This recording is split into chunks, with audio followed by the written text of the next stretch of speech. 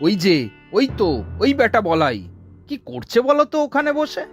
সাপ ধরে তার বিষ বার করছে হয়তো। ইঁদুরও ধরতে পারে। লোকটাকে আজ ধরে বেদম ঠ্যাঙাতে হবে। আমাদের গ্রামে এসব চলবে না একদম।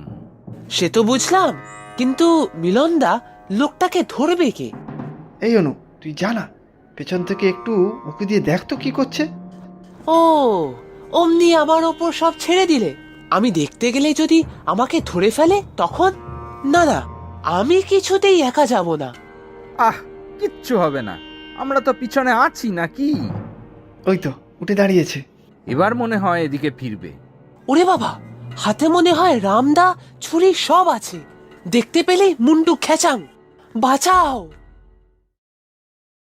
হ্যাঁ, হাতে তো দেখছি খাতাপত্তর। আপনারা বুঝি এই গ্রামের? আমি বলাই, এই গ্রামে নতুন এসেছি, কারো সাথে সেইভাবে পরিচয় হয়নি। ও, আপনি শুনলাম সাপ খুঁজছেন। আবার নাকি ইঁদুরেরও খোঁজ করছেন? ও মিলনদা, কেন এত কথা বাড়াচ্ছ?